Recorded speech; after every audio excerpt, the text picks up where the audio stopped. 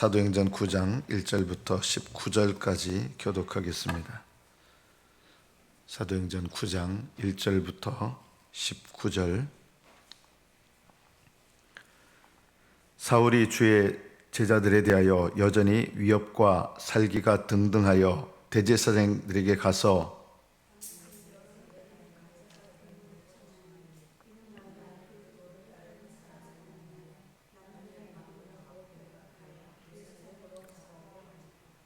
사울이 길을 가다가 다메섹에 가까이 이르더니 호련히 하늘로부터 빛이 그를 둘러 비추는지라.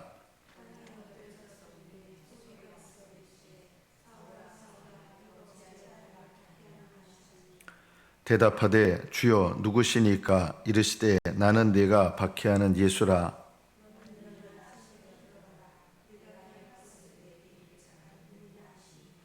같이 가던 사람들은 소리만 듣고 아무도 보지 못하여 말을 못하고 서 있더라.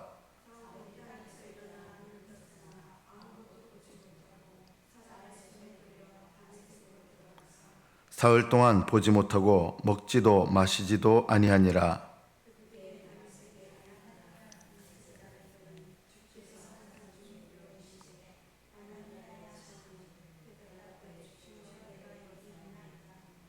주께서 이르시되 일어나 집 가라 하는 거리로 가서 유다의 집에서 다섯 사람 사울이라는 사람을 찾으라.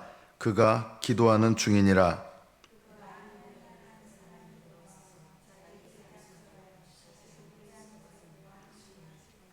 아나니아가 대답하되 주여 이 사람에 대하여 내가 여러 사람에게 듣사온즉 그가 예루살렘에서 주의 성도에게 적지 않은 해를 끼쳤다 하더니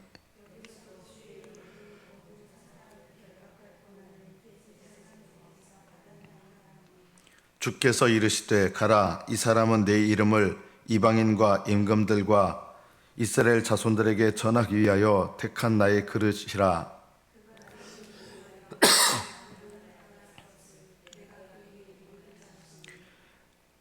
아나니아가 떠나 그 집에 들어가서 그에게 안수하여 이르되 형제 사울아, 주 곧 내가 오는 길에서 나타나셨던 예수께서 나를 보내어 너로 다시 보게 하시고 성령으로 충만하게 하신다니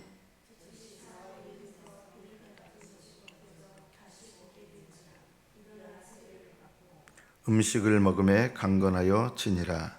여기까지 받들어 읽겠습니다. 우리 각자의 삶 속에서 내 평생에 제일 어려운 일이 무엇일까요? 내 인생에서 겪게 되는 가장 어려운 일.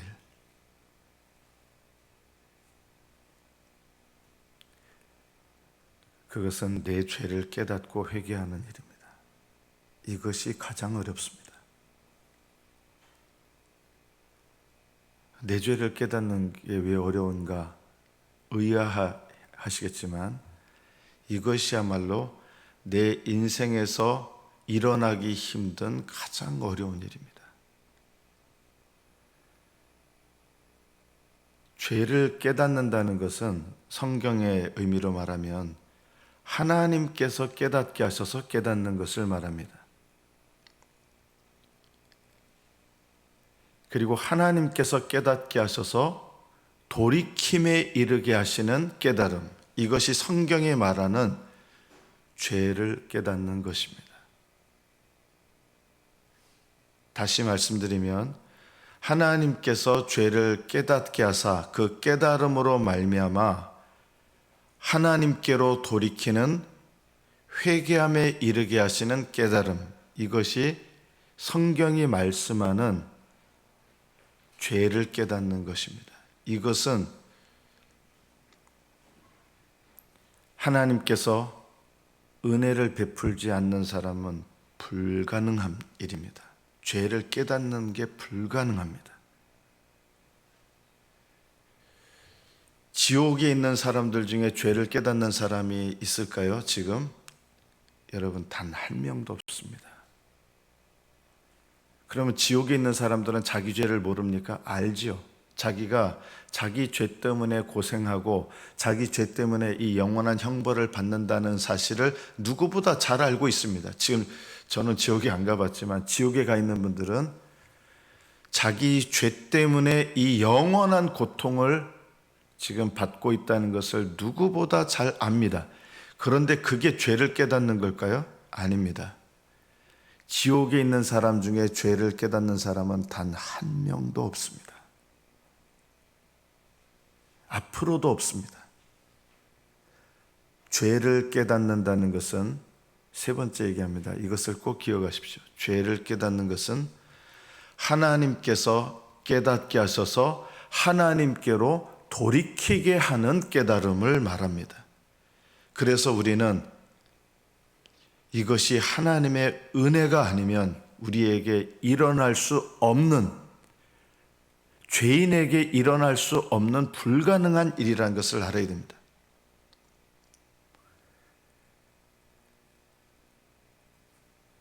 하나님께서 은혜를 베풀지 않으시면 죄를 깨달을 수 있는 사람은 단 한 명도 없습니다.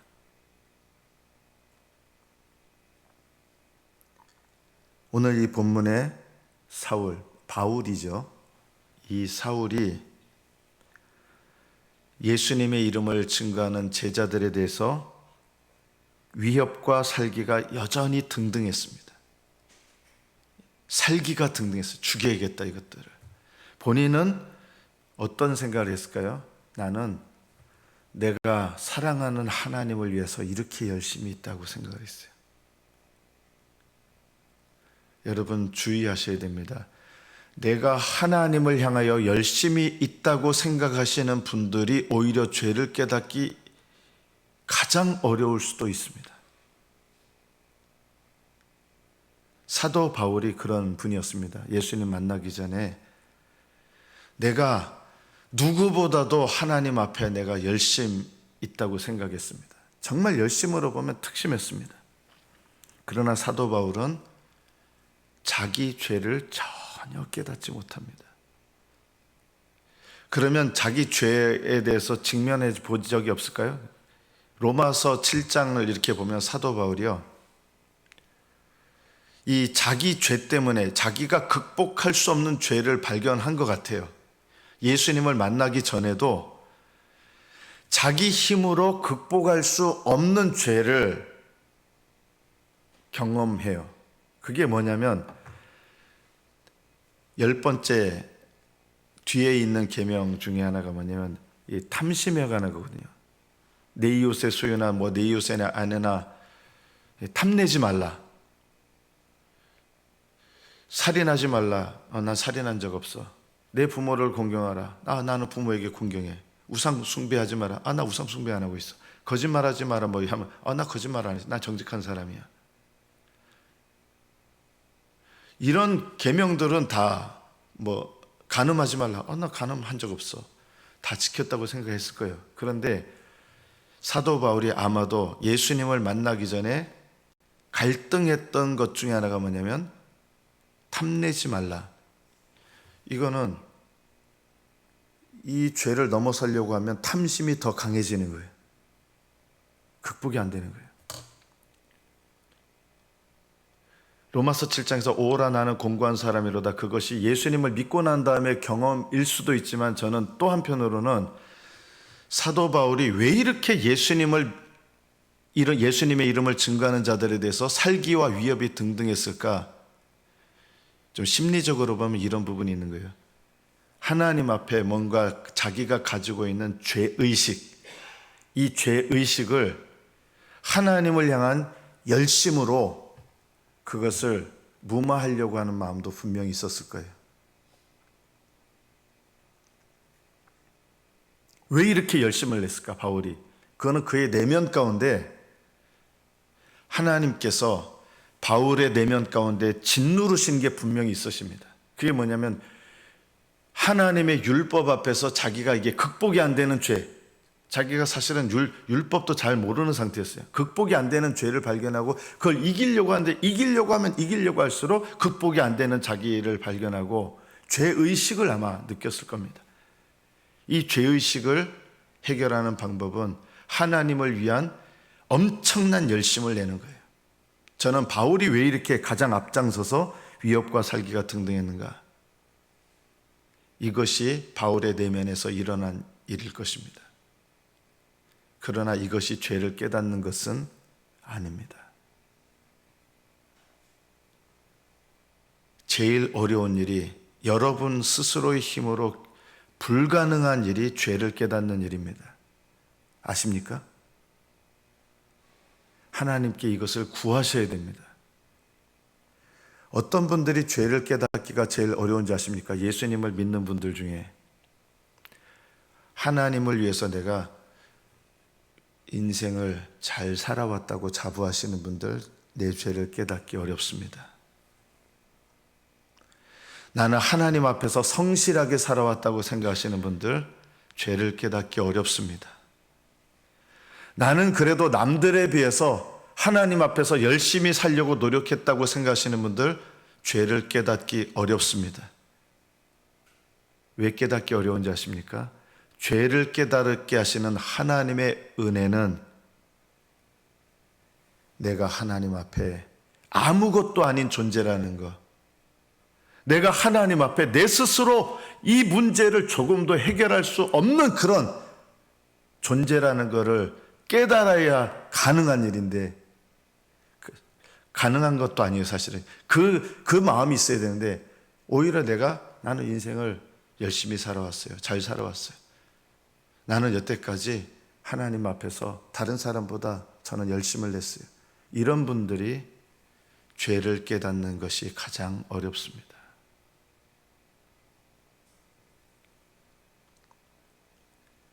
사도 바울은 위협과 살기가 등등해서 엄청난 열심을 냈지만 그 열심만큼 자기가 하나님을 대적하고 있다는 것은 꿈에도 생각하지 못했습니다.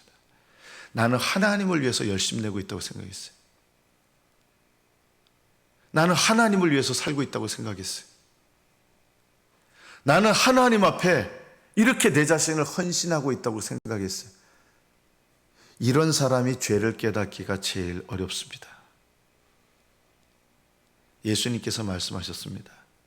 창녀와 세리들이 너희들보다 먼저 하나님 나라에 들어간다. 왜 창녀와 세리가 먼저 들어갑니까? 이것은 지금도 동일합니다. 누가 봐도 죄인이라고 생각하는 사람들은 내가 남들한테 의롭다고 생각하지 않습니다. 그래서 죄를 깨닫고 회개하는 일에 오히려 먼저가 될 수 있습니다. 도덕적으로 가장 열심히 살아왔던 분들이 죄를 깨닫기가 제일 어렵습니다. 하나님께서 그런 분들에게는 죄를 깨닫는 마음을 주시지 않아서 그런 건 아니에요. 그런데 왜 죄를 깨닫기가 더 어렵냐? 내가 잘 살아왔다고 생각하기 때문에 하나님의 은혜를 부딪혀내는 게 있는 거예요. 내가 엉망인 인생을 살아왔다고 생각하는 사람은 하나님의 은혜를 받아들이는데, 내가 잘 살아왔다고 생각하는 사람은 부딪혀내는 거예요. 예수님께서 5번 이혼하고 6번째는 남의 남자 빼앗아 동거하고 있는, 누가 봐도 모든 사람들이 손가락질하는 이 사마리아 여인을 찾아왔을 때 자기도 알아요. 사람들 눈을 피해서 아무도 없는 대낮에 물들어 왔잖아요. 그런데 그 여인이 예수님을 만납니다. 예수님은 그 여인에게 드러내셨는데 예수님을 만나요. 사마리아 사람들 중에 제일 죄인이 예수님을 제일 먼저 만났어요. 사마리아 사람들은 이스라엘 사람들이 죄인이라고 하는 사람들인데 그 죄인들 중에서도 제일 나쁜 죄인이 이 사마리아 여인이거든요. 그런데 그 여인이 예수님을 제일 먼저 만납니다. 여기에 우리가 하나님 나라의 비밀, 주님께로 나아가는 비밀이 있다는 것을 알아야 됩니다. 하나님 나라에 먼저 들어가는 사람은 의인이 아닙니다. 잘 살아온 사람 아닙니다. 도덕적이고 나는 모태신앙으로 태어나서 저는 지금까지 하나님을 제대로 저는 거스려 본 적 없어요. 이런 분들이 예수님 앞에서 죄를 깨닫기가 제일 어렵습니다. 잘 살아왔습니다, 나는. 여러분들 중에도요, 저는 예수님을 믿고 지금까지 신앙생활 충실히 해왔다고 스스로 자부하시고 자랑하시는 분들, 깨닫는 은혜를 받기가 제일 어렵습니다. 사도 바울이 그런 상태에 있었어요. 자기가 제일 열심히 특심하다고 생각했어요. 하나님께 이 은혜를 구하십시오.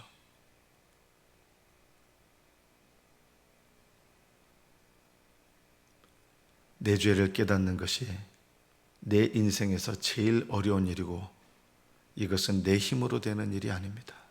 내 죄를 남의 죄 깨닫는 것은 깨닫는 게 아니죠. 남의 죄를 보는 건요, 일도 아니에요. 그거는 우리 본성상 얼마든지 할 수 있는 일이에요. 타락한 우리의 본성은요, 가르쳐 주지 않아도 남의 죄를 심판하는 본성을 갖고 있습니다. 그래서 우리는 은혜를 전혀 안 받아도 남의 죄에 대해서는 분노하고, 남의 죄에 대해서는 이 사울처럼 위협과 살기가 등등한 것입니다. 그러나 그것이 의로운 것이 전혀 아닙니다. 이렇게 의로운 사람은 내 죄를 깨닫는 것이 가장 어렵다는 것을 알아야 됩니다. 하나님의 은혜는요, 남의 죄를 잘 보는 사람이 아니라 내가 100% 죄인인 것을 깨닫는 사람이 하나님께서 깨닫는 은혜를 주실 때 받아들일 수 있습니다. 오늘 말씀에 우리가 또 기억해야 될 게 있어요. 사울이 이렇게 교회를 핍박했는데 네가 왜 나를 핍박하느냐? 예수님은 교회를 자신의 몸으로 여기시는 거예요. 나라고 하시는 거예요. 왜 네가, 교회는 예수님이 아니에요. 예수님과 연합하기 때문에 예수님과 한 몸이에요. 교회는 예수님이 아니에요. 여러분이 옛날에 그런 거 참 많아요. 작은 예수, 물론 좋은 뜻으로 한 건데 사실은 우리는 예수님이 아닙니다. 우리는 예수님과 연합해서 예수님의 몸이지만 내가 작은 예수 되는 거 아닙니다. 물론 그거는 예수님을 증거하고 드러내라는 그런 뜻이겠죠. 우리는 예수님의 몸입니다. 교회는 예수님의 몸입니다. 예수님은 자기 몸으로, 나로 여기십니다. 우리가 본문에서 중요한 것 중에 하나는, 그럼 예수님께서 이 바울에게 이렇게 나타나셔서 바울이 회심했잖아요. 그럼 다른 사람에게도 주님께서 이렇게 나타나시면 바울처럼 회심하지 않을까요? 왜 주님은 그렇게 안 하실까요? 주님은 사실 그렇게 하십니다. 그러나 어떻게 하시느냐? 사도들을 제외하신 분들에게는 예수님께서 어떻게 자기를 계시하시느냐? 말씀을 통해서, 복음을 통해서 계시하시는 거예요. 그럼 왜 바울처럼 직접 나타나시면 되지 않을까요? 여러분, 그러면 어떻게 될까요? 시대마다 나는 하나님이, 주님이 직접 나에게 나타났다. 이단들이 얼마나 많이 일어나겠어요? 그리고 귀신들이 얼마나, 악한 영들이 얼마나 예수님처럼 속여가지고 사람들한테 나타나서 내가 예수다 이러고, 교회가요 완전 혼란의 도가니가 돼요.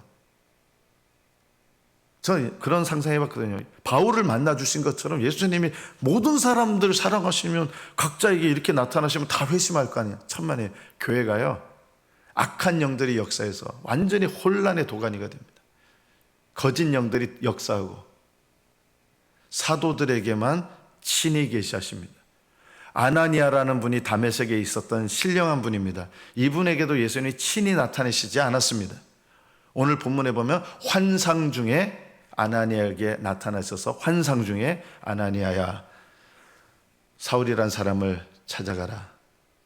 그리고 그 사람에게 내가, 네가 와서 자기 머리에 안수해서 눈을 뜨는 환상을 바울에게 주셨고, 이미 응답하신 거예요. 언제 응답하셨어요? 바울이 3일 동안 금식하면서 기도하고 있어요. 그래서 예수님께서 아나니아에게 그가 기도하고 있는 중이다. 여러분, 바울이 기도하고 있는 중이다. 그 기도에 응답하셔서 아나니아에게 주님은 바울에게 찾아가서 안수하라고 한 거예요. 여러분, 이게 얼마나 놀라운 진리인지 아십니까? 하나님은 기도를 통해서 일하십니다. 기도에 응답하시는 것을 통해서 일하십니다. 기도할 때 역사하십니다. 그리고 주님은 교회를 통해서, 자기 몸인 교회를 통해서 역사하세요. 근데 이 몸이요, 주님의 머리이신 주님의 뜻을 따라야 자기 몸, 주님의 머리이신 주님을 따르는 몸이 되는 거예요. 몸인 교회가 머리이신 주님을 따를 때 주님은 교회를 통해서 역사하십니다.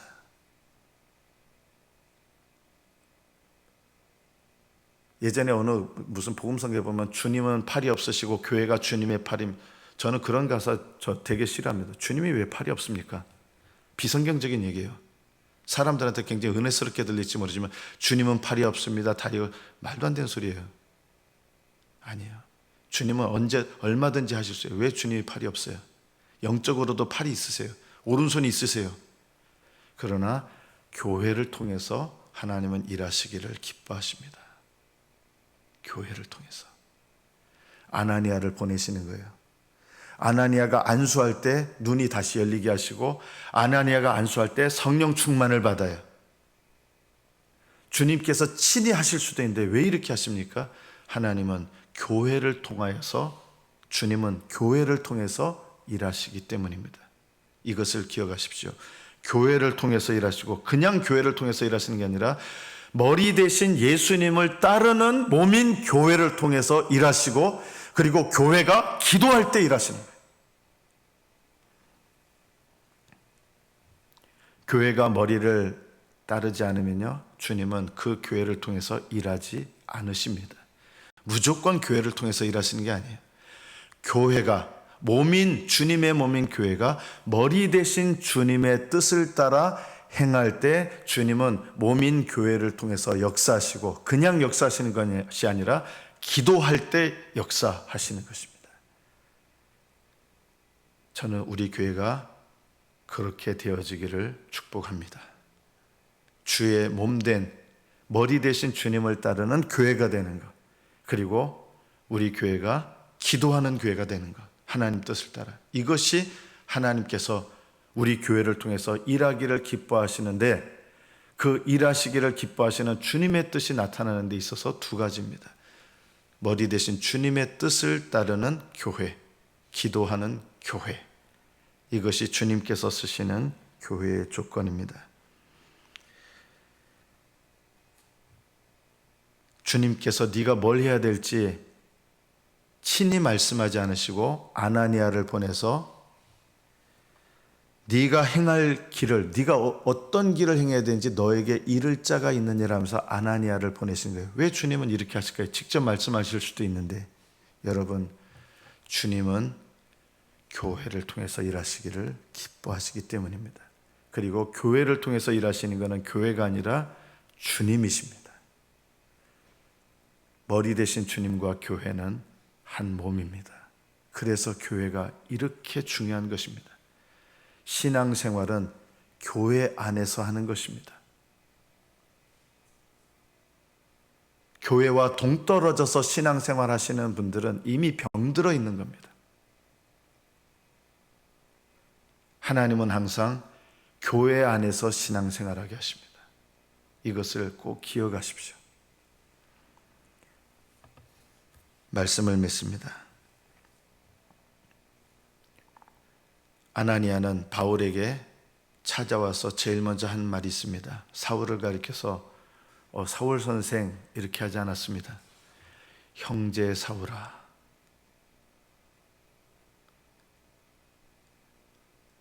이미 알고 있는 사람이에요. 교회를 얼마나 핍박했는지.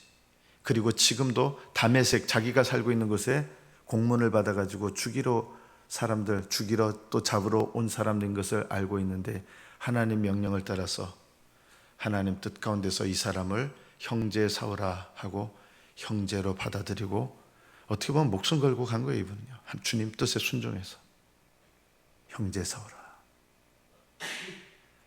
주님은 바울의 모든 죄를 용서하셨고, 주님께서 모든 죄를 용서하셨기에 아나니아도 바울을 모든 죄를 용서한 하나님의 형제, 그리스도 안에서의 형제로 인정하고 받아들였습니다. 여러분은 혹시 받아들이지 않고 있는 형제가 있습니까? 그의 어떤 죄 때문에, 그의 어떤 부족함 때문에, 그의 아직 변화되지 않은 점 때문에. 그러나 우리는 기억해야 됩니다. 그 사람이 아직 변화될 것이 많다 하더라도 주님께서 그 사람을 받으셨다면 우리도 받아야 됩니다. 이게 교회입니다. 교회는 그분의 주님의 몸입니다. 선별적으로 주님의 몸을 받아들이는 사람은 어쩌면 주님께서도 그 사람에 대해서 선별적으로 받아들일지 모릅니다. 여러분은 여러분 주변의 형제를 혹시 선별적으로 받아들이고 있지 않습니까? 내가 받아들이고 싶은 사람은 받아들이고 얘는 내가 받아들일 사람 아니야. 선별적으로 받아들이고 있습니까? 그러면 주님께서도 여러분을 앞에 세우셨을 때 여러분도 주님의 선별하시는 대상이 될지 모릅니다. 여러분의 믿음은 교회 안에 있습니까? 교회를 사랑합니까? 교회 안에서 함께 섬깁니까? 머리 대신 주님을 따르십니까? 내가 주님께서 기뻐하시고 주님이 원하시는 교회의 지체로서 하나님 앞에 연합하고 있는가? 이것을 돌아보시면서 여러분이 불편하게 여기고 내가 선별해서 쟤는 아니다라고 끊어놓은 그 형제들에 대해서 여러분이 적용해야 될 것이 이것입니다. 형제 사울아, 하나님, 제가 형제 사울아 하고 제가 닫아놓았던 형제에 대해서 문을 열어놔야 될 형제가 누구입니까? 여러분 삶 속에 깨닫게 해달라고 기도하시고 적용하십시오. 내 죄를 깨닫고 회개하는 것이 가장 어려운 일이고 가장 귀한 은혜입니다. 죄를 아는 것이 아니라 깨닫는 것은 하나님께서 깨닫게 하시어 하나님께로 돌이키게 하시는 것이 깨닫는 것입니다. 이 은혜를 구하시고 주의 몸인 교회를 주님께서 받으신 자를 내가 받을 수 있는 그런 믿음과 마음을 내게 주시옵소서. 이것을 기도하시고 하나님 앞에 믿음으로 순종하시는 저와 여러분 되시기를 축복합니다. 기도하겠습니다.